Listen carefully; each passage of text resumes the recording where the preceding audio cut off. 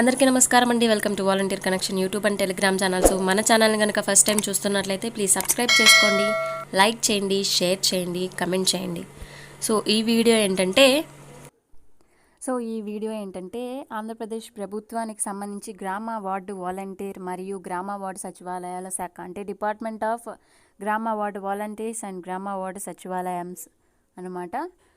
వివిధ సంక్షేమ పథకాల్లో 6 అంచెల పరిశీలన. సంక్షేమ పథకాలు అంటే వెల్ఫేర్ స్కీమ్స్ అండి. రైస్ కార్డుకి సంబంధించి కావచ్చు, లేకపోతే చేయూతకు కావచ్చు, లేకపోతే పెన్షన్కి కావచ్చు, అన్ని వెల్ఫేర్ స్కీమ్స్కి సంబంధించి ఎవరైతే ఇనెలిజిబుల్ అయ్యారో, ఎలిజిబుల్ అయ్యుండి అర్హత ఉండి అర్హులైన లబ్ధిదారుల అర్జీలను పరిగణించుటకు ప్రామాణిక కార్యవిధానం SOP అనేది రిలీజ్ చేయడం అయితే జరిగింది. ఇది గవర్నమెంట్ నుంచి వచ్చిందండి. దీని థీమ్ ఏంటంటే నవరత్నాల్లో భాగంగా ప్రతి పేదవాడు అర్హత ఉండి అనర్హుడైన వారికి మరొక అవకాశం అయితే కల్పించనుందనమాట మన ప్రభుత్వం అనేది. మరియు ఇంకొకటి ఏంటంటే అర్హులైన వ్యక్తులందరికీ కుల, మత, వర్గ, ప్రాంత, లింగ, రాజకీయాలకు అతీతంగా ప్రభుత్వ పథకాల లబ్ధిని సంతృప్తి స్థాయిలో అందించడమే ఆంధ్రప్రదేశ్ ప్రభుత్వం యొక్క లక్ష్యం. కానీ కొంతమంది అర్హులైన వారు క్రింది కారణాల వలన అనర్హులవుతున్నారు అనేసి ఈ SOPలో ఉందండి. ఇందులో భాగంగా ఫస్ట్ పాయింట్ అయితే చూద్దాము. భూములకు సంబంధించి, వాహనాలకు సంబంధించి రిజిస్ట్రేషన్స్ అన్నీ వీళ్ళ పేరు మీదే ఉంటాయి. బట్ వీళ్ళు అనేది అమ్మేసి ఉంటారనమాట. బట్ పేర్లు అయితే చేంజ్ చేసుకోండ్రు. అండ్ రికార్డులో తప్పు నమోదులు ఉంటాయి. అండ్ అవగాహన రాహిత్యంగా అంటే వాళ్ళకి తెలియకుండా ఉంటుంది. అంటే వాళ్ళకి తెలియకుండానే ఆటోమేటిక్గా ఒకరి ఆధారు ఒకరికి లింక్ అయిపోవడం, ఒకదానికి లింక్ అయిపోవడం జరుగుతుంది. ఆదాయ పన్ను కట్టేవాళ్ళు ప్రస్తుతం ఆ పరిధిలోకి రాని వాళ్ళు కూడా ఇనెలిజిబుల్ అయ్యారనమాట. ఉమ్మడి కరెంట్ మీటర్ ఉంటుంది కదా, వాళ్ళకైతే 300 యూనిట్స్ కంటే అబవ్ వస్తుంది కాబట్టి వాళ్ళు ఇనెలిజిబుల్ అయ్యారు. అండ్ ఇంకొకటి చూసుకుంటే తెలియకుండానే వాళ్ళ ధృవపత్రాలు తీసుకొని వేరొకరు అంటే గ్యాస్ కావచ్చు, లేకపోతే కరెంటు బిల్లు కావచ్చు, అలా తీసుకుంటారు కదండి. ఒకరిది ఒకరు మార్చేసుకొని అట్లా చేసుండి వీళ్ళైతే ఇనెలిజిబుల్ అయి ఉంటారనమాట. ఈ కేసెస్ అవి అసలు తెలియకుండానే, ఎటువంటి తప్పులు లేకుండా, ఎవరికి ఏ డాక్యుమెంట్స్ ఇవ్వకుండానే ఒకరిది ఒకరికి వెళ్ళిపోయింది. అది 5 years బిఫోర్ చేసిన పల్స్ సర్వే ఆధారంగా ఎలక్ట్రిసిటీ బిల్లులు కూడా ఇలాగే వేరొకరికి లింక్ అయిపోవడం, లేకపోతే వేరొకరికి ఇంకొకరి ఎలక్ట్రిసిటీ కన్స్యూమర్ నెంబర్ అనేది లింక్ అవ్వడం, ఇలా అయితే జరిగి ఇనెలిజిబుల్ అయ్యారు. వాళ్ళందరికీ ఒక ఛాన్స్ అయితే ఇవ్వబోతున్నారనమాట. ఈ విధానం ఎలా జరగబోతుంది అనేది చూద్దాం. ఫస్ట్ పాయింట్ అయితే అర్జీ తీసుకుంటారు. స్పందన ద్వారా సచివాలయంలో అయితే అర్జీ తీసుకుంటారండి. 1902కి స్పందనకి కాల్ చేసినట్లయితే ఎవరైతే డిజిటల్ అసిస్టెంట్ లేకపోతే వార్డ్ విద్యా డేటా ప్రాసెసింగ్ కార్యదర్శి ఉంటారు కదా, అంటే ward education data processing secretary అనమాట. మరియు గ్రామాలకు సంబంధించి డిజిటల్ అసిస్టెంట్ ఉంటారు కదా, వాళ్ళైతే చూసుకోవాలి ఈ స్పందనకి అర్జీ అనేది. వాళ్ళనేదే కంప్లీట్ చేస్తారు. చేయవలసిన పనులు అయితే అర్జీలను ఒక్క రోజు లోపల అయితే గ్రామ సంక్షేమ సహాయకుడు లేకపోతే వార్డు సంక్షేమ మరియు అభివృద్ధి కార్యదర్శికి అయితే పంపించాల్సి ఉంటుంది. అంటే వెల్ఫేర్ అనమాట, వెల్ఫేర్ గారికి పంపించాల్సి ఉంటుంది అనమాట. అండ్ నెక్స్ట్ చూద్దాం. ఇది ఓన్లీ వెల్ఫేర్కి సంబంధించిన స్కీముల గురించి కాబట్టి వీళ్ళ పాత్ర కూడా ఉంటుందండి. అండ్ ప్రాథమిక క్షేత్రస్థాయి విచారణ అనేది అంటే ఫస్ట్ స్టెప్ వెరిఫికేషన్లో ఉంటుంది. ఫస్ట్ స్టెప్ వెరిఫికేషన్ 3 పని దినాల్లో అంటే 3 daysలో జరుగుతుందన్నమాట. ఇది వచ్చేసి PS panchayat secretary or ward admin సెక్రటరీకి పంపించాల్సి ఉంటుంది అనమాట. వాళ్ళ లాగిన్లోకి వెళ్తుందనమాట. ఇది సిస్టమ్ ద్వారా జరుగుతుంది. దీనికి బాధ్యులు ఎవరు అంటే గ్రామ సంక్షేమ మరియు విద్యా సహాయకుడు మరియు వార్డు సంక్షేమ మరియు అభివృద్ధి కార్యదర్శి అంటే WDS అనమాట, వార్డ్ డెవలప్మెంట్ సెక్రటరీ అనమాట. అంటే వెల్ఫేర్ వాళ్ళు. వాళ్ళైతే చూసుకోవాలి. గ్రామాల్లో అయితే విలేజ్ ఎడ్యుకేషన్ అసిస్టెంట్ అనమాట. అండ్ నెక్స్ట్ పాయింట్ చూద్దాం. రెండవసారి క్షేత్రస్థాయి విచారణ. ఫస్ట్ స్థాయి అయిపోయింది. ఇప్పుడు సెకండ్ స్టెప్ వెరిఫికేషన్ అనేది ఎలా జరుగుతుందో చూద్దాం. 3 పని దినాల లోపల ఈ విచారణ అయితే జరుగుతుందన్నమాట.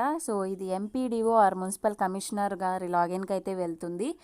దీనికి బాధ్యత వహించాల్సింది ఎవరు అంటే పంచాయతీ కార్యదర్శి లేకపోతే అడ్మిన్ సెక్రటరీ గారు ఎవరికి పంపించాల్సి ఉంటుంది, 3 days లోపల మున్సిపల్ అడ్మినిస్ట్రేటర్కి పంపించాల్సి ఉంటుంది. అంటే మున్సిపల్ కమిషనర్కి కానీ MPDOకి కానీ పంపించాల్సి ఉంటుంది ఈ నివేదికని. అండ్ సెకండ్ వెరిఫికేషన్ ఎంపీడీఓ గారు లేకపోతే మున్సిపల్ కమిషనర్లు అయితే చేయవలసి ఉంటుంది. అండ్ నెక్స్ట్ పాయింట్ చూసుకుంటే జాయింట్ కలెక్టర్లకు గ్రామ వార్డు సచివాలయాల అభివృద్ధి సిఫార్సు.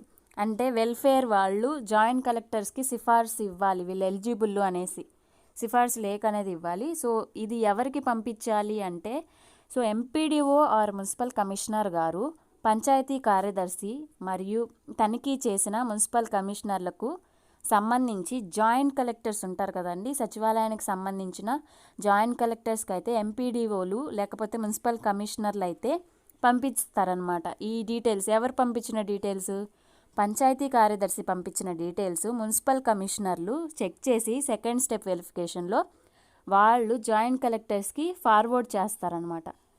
అండ్ నెక్స్ట్ చూద్దాం అంతిమ అధికారం. అంటే లాస్ట్ స్టెప్ ఏంటంటే ఫైనల్ స్టెప్. సో దీనికి బాధ్యత వహించాల్సిన ఎవరు అంటే జాయింట్ కలెక్టర్లు అనమాట. జాయింట్ కలెక్టర్ కదండి ఫైనల్ స్టెప్ పంపించడం. సో జాయింట్ కలెక్టర్స్ వచ్చేసి సో ఎంపీడీఓ లేకపోతే మున్సిపల్ కమిషనర్లు సమర్పించిన నివేదికలను ఆధారంగా జాయింట్ కలెక్టర్లు వార్డు సచివాలయాల మరియు అభివృద్ధి శాఖ వారికి 4 దినాల్లో అయితే వీళ్ళైతే ఎలిజిబుల్లా కాదా అనేది పంపించాల్సి ఉంటుంది. సో దీనికి బాధ్యులు ఎవరు అంటే జాయింట్ కలెక్టర్స్ అనమాట. సో నివేదికల్లో తేడాలు, సో వాళ్ళు ఎలిజిబుల్ అయ్యారా లేదా అనేది చూద్దాం. సో మొదటి సందర్భం ఎలా ఉంటుంది అనేది చూద్దాం ఇక్కడ. సో ప్రాసెస్ అయితే అర్థమైంది కదా మీకు. సో ఒకసారి అర్థం కాకపోతే ఒకసారి రిపీట్గా చూసుకోండి వీడియో అనేది. మొదటి సందర్భం అయితే చూద్దాం. నివేదికను పరిశీలించి జాయింట్ కలెక్టర్లు గ్రామ వార్డు సచివాలయాలకు సిఫార్సు చేస్తారు. సో అది ఎవరు పంపించాలి, ఎంపీడీఓ ఆర్ మున్సిపల్ కమిషనర్లు జాయింట్ కలెక్టర్స్కి అయితే పంపించాలి ఆ నివేదికల్ని. ఆ మొదటి సందర్భం. మరియు వాళ్ళు ఎలిజిబుల్ అయితేనే సో ఈ ప్రాసెస్ అనేది జరుగుతుందన్నమాట. అంటే వెల్ఫేర్ చేసిన వెరిఫికేషను మరియు పంచాయతీ సెక్రటరీ చేసిన వెరిఫికేషన్ని పరిగణలోకి తీసుకొని ఎంపీడీఓ గారు జాయింట్ కలెక్టర్స్కి పంపించాలి ఈ లిస్ట్ అనేది. మరియు రెండవ సందర్భం చూసుకుందాం. సో వెల్ఫేర్ మరియు పంచాయతీ కార్యదర్శి వెరిఫికేషన్ చేస్తారు కదా, సో ఆ రెండు సమానమైనప్పుడు సో వ్యక్తిగతంగా పరిశీలించి ఇంకా అదనపు డాక్యుమెంట్స్ అయితే పరిశీలిస్తారనమాట. కరెంటు బిల్ వల్ల కావచ్చు, దేనికి సంబంధించి కరెంటు బిల్ అంటే ఏఈ గారి సంతకం ఉండాలి, వాళ్ళ బిల్ డ్యూస్ ఉండాలి, అన్నీ చూస్తారనమాట. అండ్ ఈ పరిశీలన వచ్చేసి ఎంపీడీఓ గారే మన జాయింట్ కలెక్టర్కి అయితే పంపించాల్సి ఉంటుంది. అండ్ యాదృచ్ఛిక తనిఖీ అంటే రౌండ్ అప్ వెరిఫికేషన్, వీళ్ళు ఎలిజిబుల్లా కాదా అనేది ఫైనల్ స్టెప్లో చెప్పేస్తారనమాట. సో ఇది వచ్చి బాధ్యులు ఎవరు, ఎంపీడీఓ ఎవరికి పంపించాలి, గ్రామ అంటే వెల్ఫేర్ వాళ్ళకి మరియు పంచాయతీ కార్యదర్శి వాళ్ళు క్షేత్రస్థాయి పరిశీలన చేస్తుంటారు కదా. సో చేసిన తర్వాత ఎలిజిబుల్ అయితే ఎంపీడీఓ గారు వెరిఫై చేసి వాటన్నిటినీ జాయింట్ కలెక్టర్స్కి పంపించాల్సి ఉంటుంది. సో విచారణ ఆధారంగా 10% మాత్రం సో ఎంపీడీఓ గారు వాటిని చెక్ చేస్తారనమాట.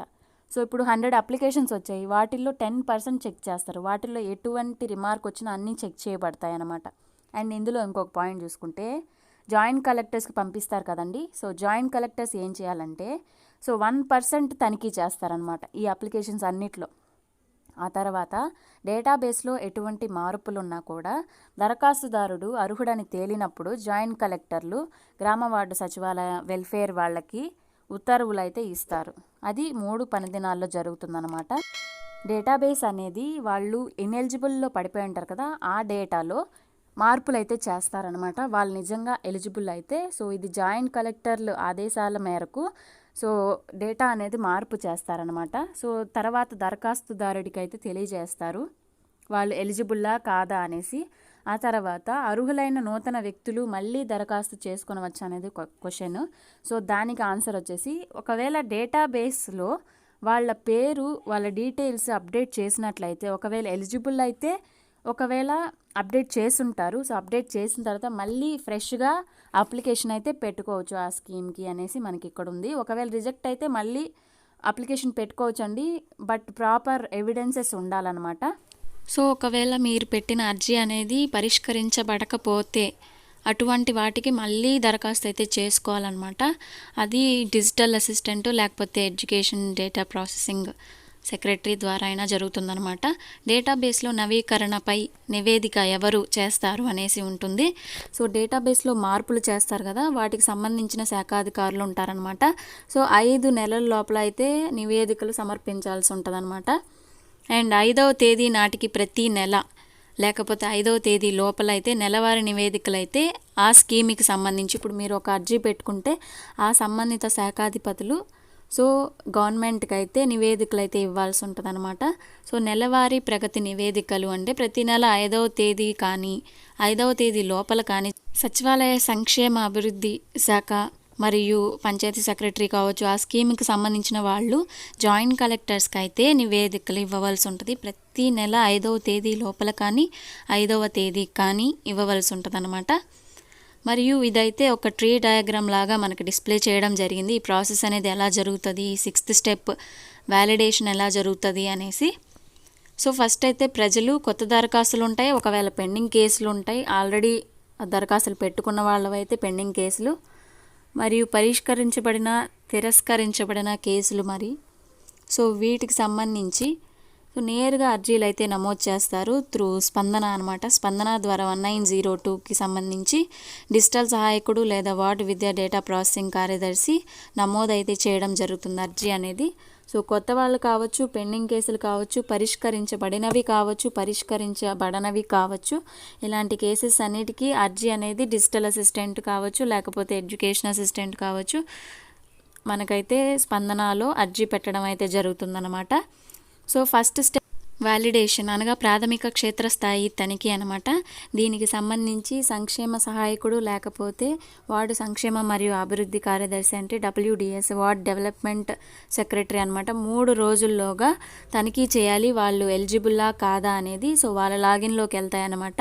సో వాళ్ళైతే తనిఖీ చేయాల్సి ఉంటుంది. ఈ ప్రాసెస్ అనేది ఇంకా డీటెయిల్గా వస్తుంది. బట్ ఫస్ట్ మనకైతే SOP రిలీజ్ చేయడం జరిగింది కాబట్టి ఒకవేళ అర్జీదారుని నకలన్నీ కరెక్ట్ అయితే, వాళ్ళు సమర్పించిన డీటెయిల్స్ అన్నీ కరెక్ట్ అయితే సో పంచాయతీ కార్యదర్శి 3 పని దినాల లోపల సో MPDO గారికి అయితే పంపించాల్సి ఉంటుంది. MBTO గారి లాగిన్కి పంపించాల్సి ఉంటుంది అనమాట. అయినా కాకపోయినా పంపించాలి. అండ్ ఒకవేళ కాకపోతే ఆ క్షేత్రస్థాయి పరిశీలనలోనే ఫస్ట్ స్టెప్ వ్యాలిడేషన్లోనే సో ఇనెలిజిబుల్ అని తేలితే MPDO గారికి పంపించి సో ఇతర పత్రాలతో పాటు ఇంకేమన్నా ఎవిడెన్సెస్ ఉంటే వాటిని కూడా జత చేయాల్సి ఉంటుంది. వాటిని జత చేసిన తర్వాత కలెక్టర్స్కి, జాయింట్ కలెక్టర్స్కి పంపించాల్సి ఉంటుంది అనమాట. అండ్ దీని తర్వాత సో జాయింట్ కలెక్టర్స్ ఏం చేస్తారంటే 1% తనిఖీ చేస్తారు వాళ్ళు పంపించిన నివేదికలతో పాటు. ఇప్పుడు ఒక అర్జీ పెట్టారంటే వాళ్ళల్లో 1% చెక్ చేస్తారనమాట. అండ్ మున్సిపల్ కమిషనర్లు ఏం చేస్తారంటే 10% కేసులు అయితే తనిఖీ చేయడం అయితే జరుగుతుంది. సో ఇలాగా ఒకవేళ ఇనెలిజిబుల్ అయితే కానీ ఆ జాయింట్ కలెక్టర్స్ ఉంటారు కదా, ఆ ఏరియాకి సంబంధించిన జాయింట్ కలెక్టర్, ఆ డిస్ట్రిక్ట్కి సంబంధించిన జాయింట్ కలెక్టర్స్ వాళ్ళు సో వాళ్ళ నివేదికల్ని తిరస్కరిస్తారనమాట. వాళ్ళు కానీ ఇనెలిజిబుల్ అయితే, ఒకవేళ ఎలిజిబుల్ అయితే 4 పని దినాల లోపల 1% కేసులన్నిటినీ తనిఖీ చేస్తారు. సో ఇప్పుడు చెప్పుకున్న విధంగానే ఆ తర్వాత వాళ్ళకనేది డేటాబేస్లో నవీకరణ చేయడం అయితే జరుగుతుందనమాట. అంటే డేటాబేస్లో ఇప్పుడు వాళ్ళకి అగ్రికల్చర్ ఎక్కువగా ఉంది. సో ఆ డేటాకి సంబంధించి ఆ శాఖాధిపతులు వీళ్ళ డేటాని అయితే క్లియర్ చేసి వాళ్ళకు ఉన్నంత వరకు వాళ్ళ వ్యాలిడ్ ప్రూఫ్స్తో సో వాళ్ళ డేటాను అయితే ఎడిట్ చేయడం అయితే జరుగుతుంది. ఎడిట్ చేసిన తర్వాత ఆ సవరణ అన్నిటినీ అంగీకరిస్తే మాత్రమే జాయింట్ కలెక్టర్స్ ఈ ప్రాసెస్ అనేది ఆ శాఖాధిపతులు అయితే చేయడం జరుగుతుందన్నమాట.